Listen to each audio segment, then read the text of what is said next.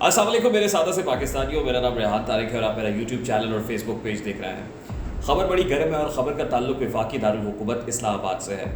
गुज़श्ता रोज़ वफाकी दारुल हुकूमत इस्लामाबाद से एक अहम खबर सामने आई कि जिसके मुताबिक इमरान खान साहब पाकिस्तान तहरीक इंसाफ के चेयरमैन और साबिक वज़ीर आज़म पर आज से ठीक 2 हफ्ते बाद यानी 22 सितंबर को फ़र्द जुर्म आयद कर दी जाएगी। उसके बाद बहुत से दोस्तों का ख्याल ये है कि शायद चैप्टर जो है वो क्लोज़ होने की तरफ है, यानी खान की कहानी ख़त्म है। खान के लिए टाइम फिश है, यानी नेक्स्ट इलेक्शन खान साहब नहीं लड़ सकेंगे इस बेसिस पर कि कंटेम्प्ट लगेगी और कंटेम्प्ट लगने के बाद आप डिस्क्वालीफाई हो जाएंगे। मेरी राय इससे ज़रा मुख्तलिफ है और मैं हालात व वाक़यात को देखते हुए ये राय कायम करने के काबिल हुआ हूँ।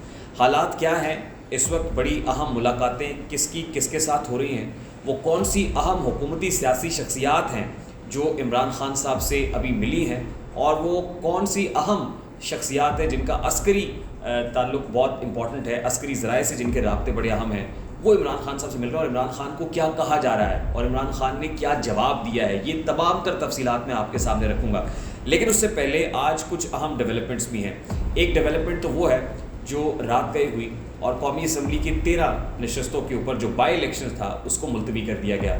दूसरी अहम डेवलपमेंट आज सुबह हुई और इस्लामाबाद हाई कोर्ट से ही हुई, जहां अतर मिनल्ला साहब ने पाकिस्तान तहरीक इंसाफ के रुकन कौमी असम्बली NA 246 से शकूर शाद उनकी दरख्वास्त पर समाअत की थी और शकूर शाद साहब ने ये मुतालबा किया था कि उनका जो इस्तीफ़ा है उसको नामंजूर किया, यानी जो इस्तीफ़ा एक्सेप्ट कर लिया गया है इस हुक्म को कलअदम करार दिया जाए कि इलेक्शन कमीशन ऑफ पाकिस्तान ने नोटिफाई किया है कि इस्तीफ़ा एक्सेप्ट हो गया और इस सीट के ऊपर यानी 246 के ऊपर बाई इलेक्शन होने जा रहा है। इस नोटिफिकेशन को कलअदम करार दिया जाए तो इस्लामाबाद हाई कोर्ट ने इस नोटिफिकेशन को ना सिर्फ कलअदम करार दिया है, यानी ना सिर्फ NA 246 पर अब्दुल शकूर शाद जिनका ताल्लुक पाकिस्तान तहरीक इंसाफ से उनको बरकरार रखा है, बल्कि उस बाई इलेक्शन को भी रोकते हुए बड़े अहम रिमार्क्स दिए हैं कि इसका मतलब ये है कि पाकिस्तान तहरीक इंसाफ के 123 के 123 इस्तीफ़े मशकूक हो गए।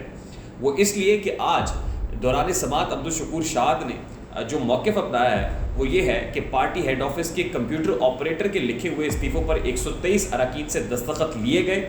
इस्तीफ़े स्पीकर को भेजे और नाम लिखा, तारीख डाली गई। PTI ने बताया था कि ये इस्तीफ़े पार्टी डिसिप्लिन को बरकरार रखने के लिए हैं। मैंने सिर्फ इमरान खान से इजहार यकजहती और सियासी मकासद के लिए दस्तखत किए थे, यानी उनकी इंटेंशन रेजिग्नेशन देने के लिए नहीं थी बल्कि बंदूक की नोक पर यह इस्तीफ़ा लिया गया था। तो उसके बाद अतर मिनल्ला साहब को ये कहना पड़ा कि जो 123 के 123 पाकिस्तान तहरीक इंसाफ के रेजिग्नेशन हैं, इसका मतलब है कि उनकी सेहत मशकूक हो गई है, कि इसका मतलब ये है कि बाकी और भी बहुत सारे लोग ऐसे होंगे जो इस्तीफ़ा नहीं देना चाहते होंगे, लेकिन ज़ोर ज़बरदस्ती और पार्टी डिसिप्लिन की तलवार लटका कर ये इस्तीफ़े उनसे लिए गए होंगे। अब गुज़श्ता रोज़ इमरान खान पर फ़र्द जुर्म आयद करने का फ़ैसला और आज इस्लामाबाद हाई कोर्ट का एक और इम्पॉर्टेंट फ़ैसला जिसमें इस सीट का और इस इस्तीफ़े का रिवर्सल होना और ये रिमार्क्स देना कि 123 के 123 इस्तीफ़े मशकूक हैं। ये क्या हो रहा है और क्यों हो रहा है, इस पर मैं बात करूंगा तफसीलन, लेकिन उससे पहले ज़रा इमरान खान साहब का वो स्टेटमेंट मैं आपको सुनवाना चाहता हूं जो गुज़श्ता रोज़ मुल्तान जलसे से खिताब करते हुए उन्होंने दिया है। वो क्या कह रहे थे, ज़रा उसकी एक झलक आपके सामने रखते हैं। मुझे अभी भी मशवरे दिए जाते हैं कि इमरान खान तुम ऑपोजिशन को साथ मिला के चलो। जब मैं हुकूमत में था, अब कहते हैं कि हुकूमत असेंबली में चले जाओ, इनके साथ इकट्ठे बैठ के मामले तय करो। पाकिस्तानियों मेरी एक बात सुन ले आप जी। तो इमरान खान साहब को आपने सुना, कुछ कहानी इमरान खान साहब अपने मुंह से भी बयान कर रहे हैं और वो ये है कि जिस वक्त मैं इक़्तिदार में था तो मुझसे कहा जाता था कि इत्तेहादियों के साथ आप अपने ताल्लुकात ठीक रखें असम्बली में। अब जब मैं इक़्तिदार में नहीं हूँ तो मुझे ये कहा जा रहा है कि आप असम्बली में वापस जाएँ। मेरा ख्याल है कि आप समझ तो गए होंगे, जो शख्सियात इमरान खान से मिल रही हैं वो हुकूमती शख्सियात हो या वो कुछ अस्करी शख्सियात हों, बराह रास्त तो अस्करी नहीं है लेकिन अस्करी जो शख्सियात है और ज़राए हैं उनके साथ उनके ताल्लुकात बड़े दरीना है और मुस्तहकम है। इमरान खान साहब को ये बताया जा रहा है, बावर कराया जा रहा है कि खान साहब अगर आपने नेक्स्ट इलेक्शन लड़ना है, अगर आप चाहते हैं कि आपको रास्ता दिया जाए, अगर आप डिसक्वालिफिकेशन को बचाना और रोकना चाहते हैं तो उसका एक ही हल है और वो हल है कि बैठें, बातचीत करें। लेकिन खान साहब ये कह रहे हैं कि मैं चोरों और डाकुओं के साथ बात नहीं करूँगा। उनको ये बताया जाता है कि खान साहब अगर चीफ इलेक्शन कमिश्नर पर आपके तहफ़्फ़ुज़ात हैं और आप ये चाहते हैं कि चीफ इलेक्शन कमिश्नर को बदला जाए तो चीफ इलेक्शन कमिश्नर उसी सूरत बदला जा सकता है कि जब आप आके बात करेंगे लीडर ऑफ द हाउस के साथ, कंसल्टेशन होगी, तभी आपकी राय और मंशा शामिल हो सकेगी। अगर आप ये चाहते हैं कि next elections as early as possible कराए जाए, तो उसके लिए आपको बैठना पड़ेगा। और बैठना किसके साथ पड़ेगा? चोरों और डाकुओं के साथ, prime minister of the country के साथ, आसिफ अली जरदारी साहब के साथ, बिलावल भुट्टो के साथ। यानी आपको अपनी राय बदलना पड़ेगी। अगर आप आर्मी चीफ की अपॉइंटमेंट चाहते हैं कि मेरिट के ऊपर हो और आपकी मर्जी भी उसमें शामिल हो, तो आपको बैठना पड़ेगा। और बैठना किसके साथ पड़ेगा?